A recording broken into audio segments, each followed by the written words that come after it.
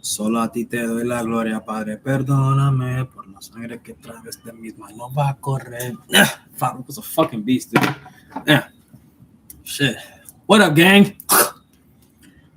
Bro, I've been checking my blood sugar like crazy. I'm already like getting low on these freaking strips and needles and stuff, man. I love this fucking thing, dude. It's awesome because of the fucking peptide that I'm taking. You know, I'm obligated to have my insulin levels low. You know, my blood glucose has to be at a stable level, which is, you know, usually between 70 and 99. 99 is already on the high end because it's already elevated. So a fasting blood glucose is 77. You know what I mean? So, you know, I've been able to keep track of it with this, bro, and it's been awesome because I was able to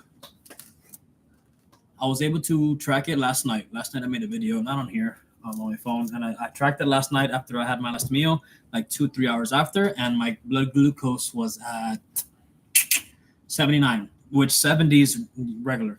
You know what I'm saying? So like, and then I looked it up, and then for there to be a GH pulse due to the, you know, CJC 1295 and the other GHRP,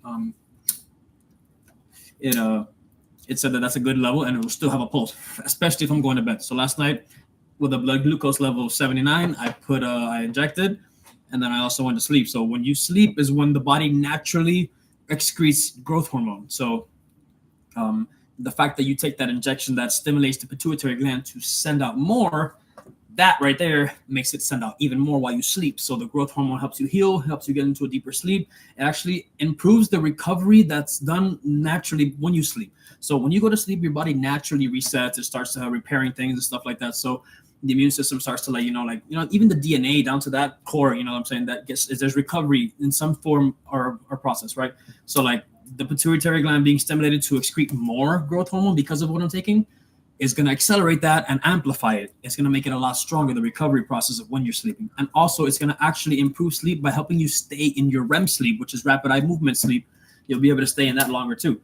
So, you know, it's a great peptide, you know what I'm saying? Like I've only used it for what? I've only been on it for, this is going to be my second week. So, you know, like some people say it takes like a month to like even see results and stuff, you know? And me, I go to the gym. I've actually been behaving really bad, dude. Like I've been fucking up, and I think I've gone to the gym like 15, 16 days in a row, and that's not good, bro. It's very bad for your body to go so consistently to the gym. But it's just like, you know, like there's sometimes where when I'm at home, you know, when I'm at home for too long, I don't know, just seeing the same fucking four walls, man. You know, I have a full ass apartment, you know what I'm saying? Living room, kitchen, pool, kitchen, balcony, all that stuff, man. But like just being at home, I'm a very productive person. I gotta stay in motion. I gotta keep moving, bro. That's, you know, doing this, that's the devil's playground. I don't like to do that, man. You know, like, you know, that's when you like, I don't know. Even if I stay busy, I like to stay busy in the comfort of my own home because I'm paying so much for it. But I also like to get out, you know what I'm saying? Like just be out of my house, breathe fresh air. You know what I'm saying? This is an old building. You know, who knows how those ducts look? You know, probably fucked up. I even put I bought an air filter and cut a corner out and measured it. And like I put it on top of the actual air vent. You know what I'm saying? So just to double filter whatever the fuck might be coming out of that shit from the fucking inside of the building. You know, who knows how the fuck the quality of those vents are. So, I mean, the ducts, not the vents. But, you know, either one. They're probably fucking 80 years old too. So, you know, like... you know, I finally got news also from I went and saw the cardiologist. I followed up. So the cardiologist said that was just a one-time episode for it to be in that, you know, I guess you would say position, you know, the arrhythmias in the heart. What the fuck was that, home team? My cat just freaked the fuck out and just ran to the bed. I thought something grabbed him or something. What's up, Guga? Come here. So he told me I can kill the blood pressure meds, and then all I gotta do now is continue to take the anticoagulant, which is gonna help from, you know, if there happens to be a clot in my blood, you know, that can be sent straight to the brain. And if a clot gets to the brain, we all know what happens. You know, you have a stroke. Or if the clot gets into the heart, obviously myocardial infarction, heart attack. So why are you screaming over there, bro? You guys ate twice today, and they still want more.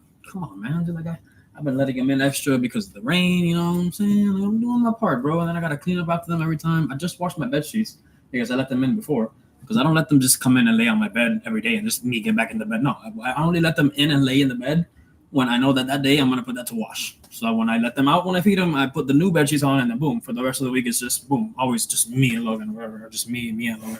Because Logan comes every morning from his bed. His alarm goes off and he comes to my bed automatically. He just gets in. He's like, 30 more minutes. And he just knocks out for like another 30 minutes with me, and whatever. It's cool. It's fine. He's tired, dude. He's fucking practicing at baseball after school at his. He's practicing baseball after school at his school, and then he's also practicing on a separate team that we paid for him to play on. So with a team, with the, you know what I'm saying. So like, he's exhausted, And then before that, I had him the whole summer at the gym. So but we're making progress. Today's his birthday. And he's with Melody. I hung out with him. We chilled, whatever the fuck. I bought him the scooter that he wanted. Nice little fucking. That shit goes 20 miles per hour. That shit's bucks, dude. That shit's shit. So he's super happy about it, man. I told him, look, I'd rather invest in a gift like this than to buy you a video game or to buy you something like this. Right here is gonna help you get out the house. You know what I'm saying? And we're gonna be able to ride together because I bought one too. So there's 2 scooters now. So, you know what I'm saying? So. So he even said while we were riding, he said, well, this is one way to get me out of the house. That shit was funny. I was like, yep, thank God, dude. And then eventually, you know what I'm saying? Like, once this truck is up, dude, like, I was like, dude, I feel like I heard like a phone call around me. So yeah, today's his birthday, and like since it was his grandmother's turn to have him and whatnot, like the schedule that we have structured, I let him go. I let him go with her because her son's also here, which is his uncle. So I was like, look, this guy's only in town for a few days and stuff. So like, I'll let him take him on the day of the birthday. The day of the birthday doesn't matter because on the weekends we're going to celebrate it with my parents when they're off anyway. So, I never really celebrate things on the actual day, depending on like the situation. It's fucking Wednesday. Like my parents are during the week, so they're still working. I still haven't made enough to fucking retire them, unfortunately. But it's gonna happen definitely very soon. So, so as soon as this truck is up and running again and making me $50,000-$60,000 a month like it was before, then you know what? We in business, bro. And like I'm so chill about it because I know it's coming. There's so many things that I've been doing that I'm getting done as far as costing the menu, pricing the menu, all the way down to like the fucking labor that it costs for each tray to get put out. And it's a very difficult process. Like when you're a fucking chef and you actually take it serious. I've always told myself that I'm not a chef. I'm a cook with a degree, and eventually in time I will earn the title chef. You know what I'm saying? So like I feel that now that I'm on my entrepreneurial journey and I'm actually, investing my time, energy, losing sleep over this shit while still maintaining, a relationship with my child, as a single father. I'm a single widowed father with the help of my parents, obviously, and the help of his other grandmother on the mother's side, of course, obviously. But at the same time, like the way that I still juggle everything, like every now and then, like I'll get a job, so just to have a job, just to work or whatever the fuck, while I'm doing the truck or whatever. But like, I've actually applied at a couple of jobs. We've had an interview. They're probably going to hire me in a few months, but I'm just like, man, in a few months, I might have my fucking truck up. So like, I don't like to leave bad in my face anywhere. You know what I'm saying? Like, so like, this company's been like building their restaurant for a while and they're like, oh, we're going to hire you soon. And I was like, man, I mean, how soon? Cause I don't care about it. You know what I'm saying? It doesn't matter. I'm going to make it anyways. I'm going to, until whatever time they hire me. But the thing is the conflict between what are you smelling over there? The conflict is, what if my truck is up and running once they call me? I don't want to look back. But whatever, dude. Like honestly, like priorities are priorities. If I gotta do both at the same time, I'll fucking have the truck running and I'll have like somebody and I'll try to find someone immediately that's willing to work. Someone there's a few people that I know that they're willing to work and they're actually in need of work. So I already have some people like on the list that I'm gonna help out as far as putting into position. But then remember that also costs me money and it takes time too. You know what I'm saying? Like you got to train the person because obviously my standards are fucking through the roof, dude. Like I don't do that B status shit, dude. No, it's always double A quality with me, no matter what. As far as the quality of the food, where it's sourced, how it looks, how it tastes, how it smells, how it's presented, where it's plated, how it's even like cooked. As far as the method, is it even the best cooking method for that type of product? So many things to go through, And then so far, I think with the second course of action, the second pivoting point for the business will be, instead of trying to aim for having a brick and mortar restaurant, that's a lot more work. You know what I'm saying? The brick and mortar thing, that's when I have like partners that I've already been able to hire as far as like GMs and people who like run the business. Let's say if I have someone running the truck for me, like driving to events, cooking the food, actually hiring someone to work under them. Once I'm to that point where I can afford that, salary, and then bam, have him hire somebody to take off the workload too, and have a type of schedule going on between the two while I make my revenue. They get their cut or whatever, they get paid, I get paid, and then while I fully put my 100% attention onto a second venture. So that's what I want to do. But the thing is, the brick and mortar thing is going to be very expensive, super time consuming. The permits are ridiculous for it. And it definitely is worth it. But then I got to find a whole staff. I got to get a payroll system. It's going to be a humongous investment. And always it's going to be worth it, of course. But I like to accelerate things. You get what I'm saying? I like to go for short-term goals and build up. So basically what I would do is I'm going to go for, obviously, I'm very well versed in the hospitality business and the industry. You know, I've got it tatted on my arm, dude. It's a passion that I have. You know what I'm saying? So like I'm going to start a business being a restaurant consultant, you know, for entrepreneurs, for small entrepreneurs. And like for that, I do kind of have to learn better things because I want to be able to have access to like loans, like through certain banks and have a relationship with a different type of bank that gives out loans to small businesses. That way I can even get a cut from that. So basically what I would do is I would set up a structured thing for, you know, I'll make an LLC, a separate one, just so I can have another one. Have a second LLC, have it structured to where, whatchamacallit, damn, I had a brain fart, that sucks. I started playing with this and then. So, you know, they have that, like, you know, with the business of the consulting, and then I'll reach out to businesses, go door to door like I used to, if I can say, fuck it, get it, hustle. So then, and then the business consulting business, I would want to be able to help business owners also get loans and access loans. You know what I'm saying? So let's say like I go to a business owner and say, yo, bro, blah, blah, I want to do this, and that, but I don't have the money. So, okay, cool. How's your credit score look? How's your history? Is your business even considered established yet? You know, has it been open for fucking 2 years? You know, like, you know, what's the standing? What's your credit score? What's the credit score on that? How much liquidity do you have? You know what I'm saying? Blah, blah, blah. Do you have properties or assets to put as leverage? You know, I have it all here. It's all here. I have every recipe to become successful, right? So the first one, though, the one that makes more sense is the truck, because I already have the truck. I've invested about a year and a half to 2 years in the truck, $100,000 into the truck. So I have to complete that and get it started before I go into these other ventures. Now, the thing is, once I get that truck started, it's going to be uphill from there, like, but at such a fucking crazy rate. It's going to be exponential. It's going to be so hard that I'm not going to even believe it. I'm going to like become a millionaire and probably not even know it.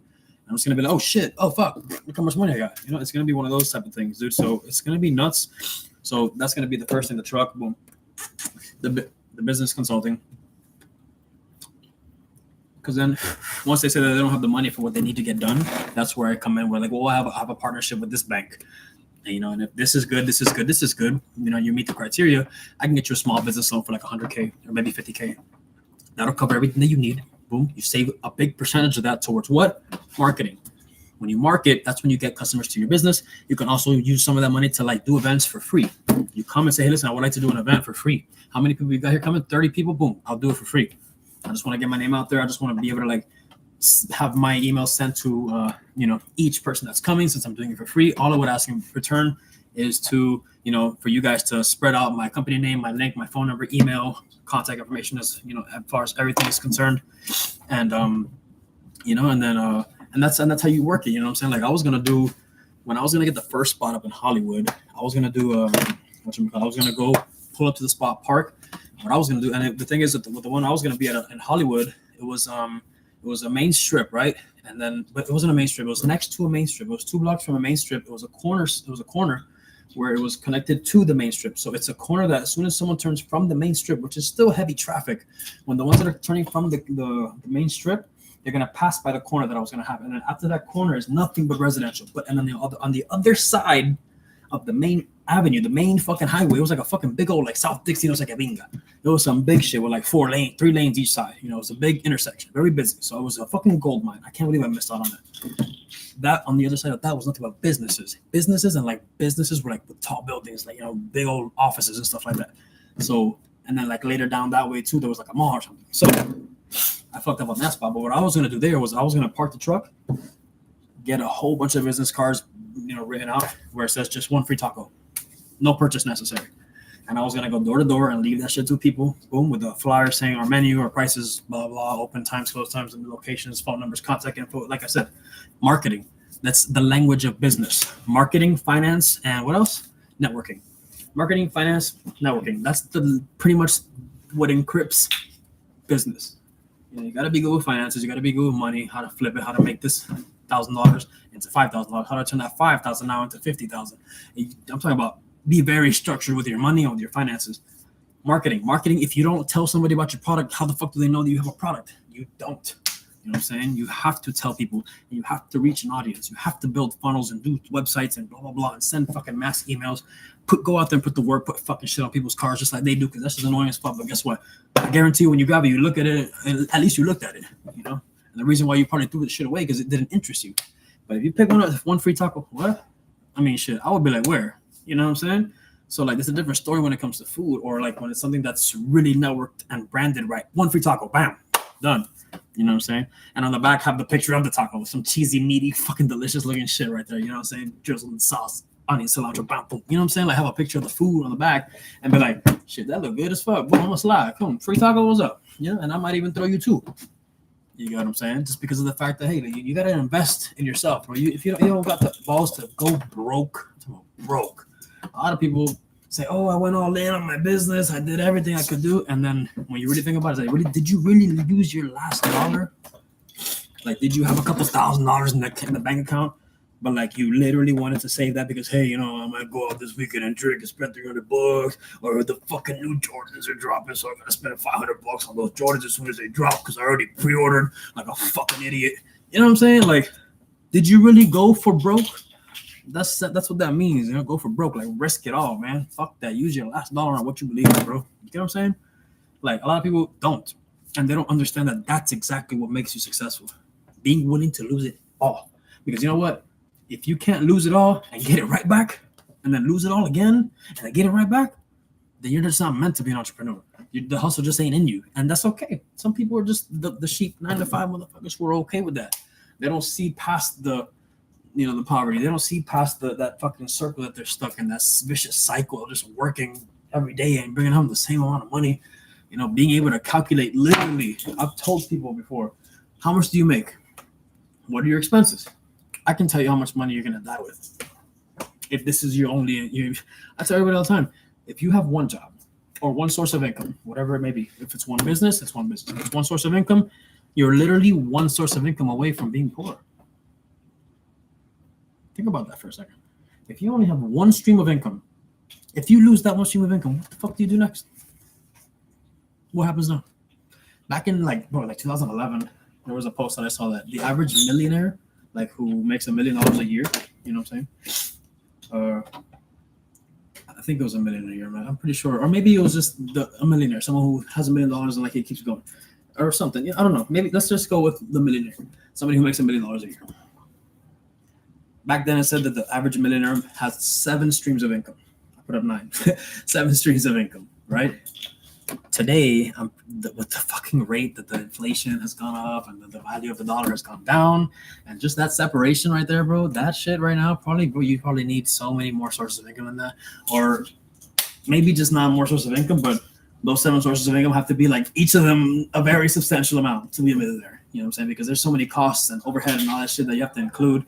You know, product costs, budgets, losses, P&Ls, all that stuff, bro, budgeting, bro, everything. You know what I'm saying? Like, restaurants and business owners, they get sued all the time. You know, so you gotta go to court, pay your fucking attorney to show up to court while you try to keep running this business that they're suing you about. Some dumb shit happened.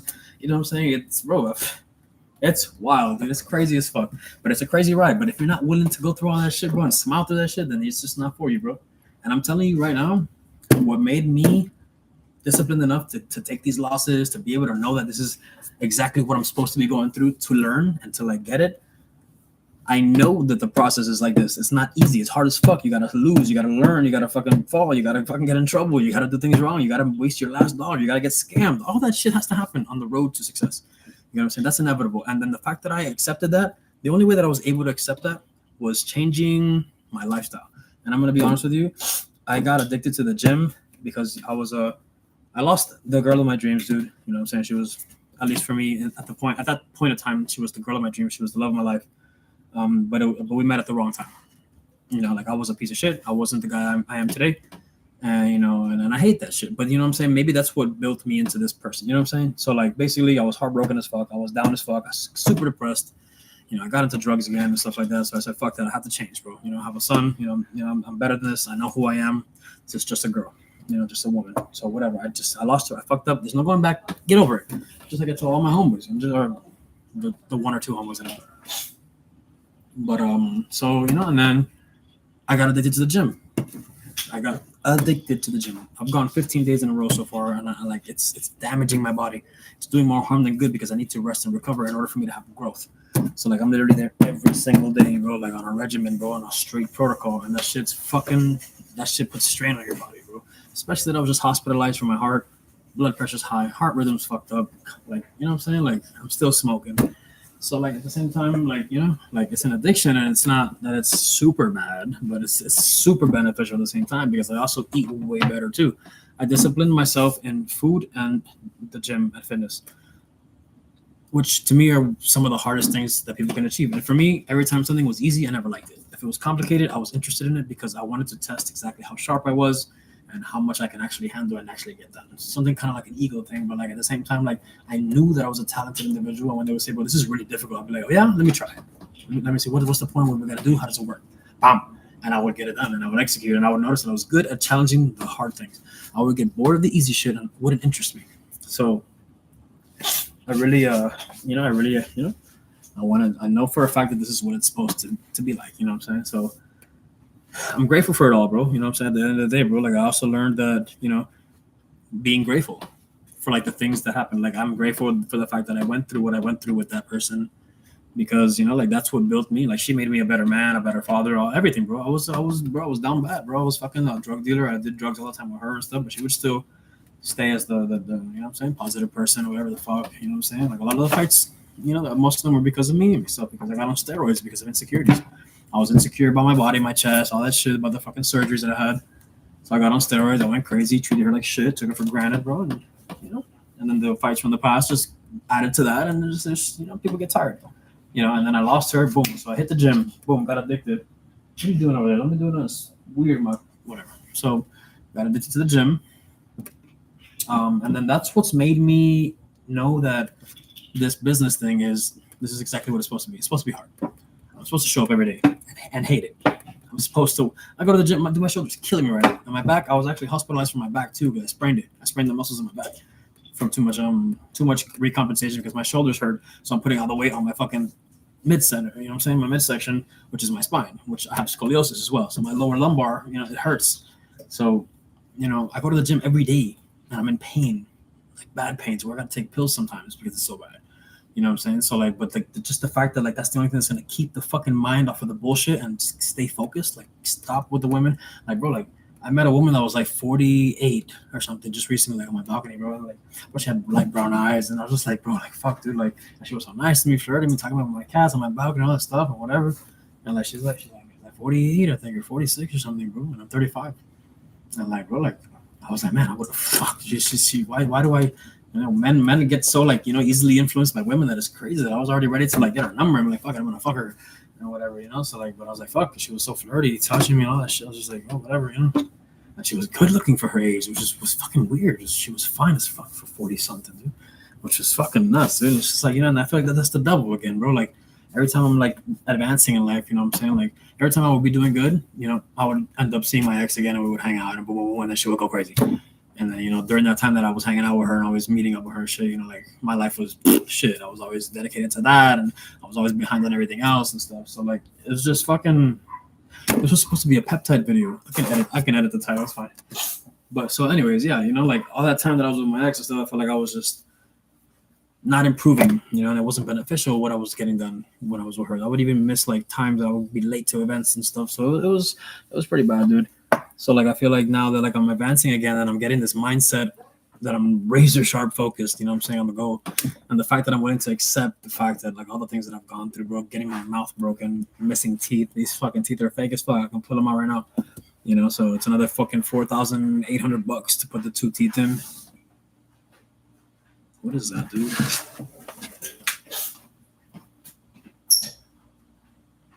Hola. Afuera. Aquí no. Así que no vayan para allá.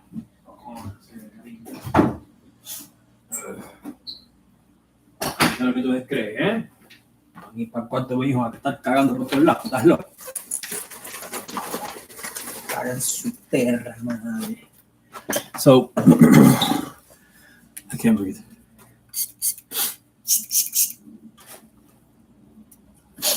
Anyway, ugh. Yeah, but that shit drip like a motherfucker. I feel like my gap is open. My gap opening. Sometimes I feel like I look like gap teeth. Like I don't know. But anyways, so I just feel like every time I'm going up, dude, the devil sends my weakness to me, and my weakness is fucking women. I love women. I love them. They're so delicious. They're so awesome, bro. I just love women. It's just crazy. So yeah, anyways. What are you playing with? They get entertained with anything, bro. They chill. They just come here and hang out. One of them's over here just sitting on my chocolate. But yeah, this is supposed to be a peptide video, and I was supposed to be quick, dude. And fuck, I've been talking shit for 25 minutes, bro. This is like my journal, dog, my diary. So yeah, bro. Oh fuck, what time is it? I gotta fucking eat my last meal at 8 and it's 7:21. So beam bam boom, I gotta bounce, cuz I'll be back when I'm eating this shit. You feel me? So I love you guys for whoever the fuck you even are.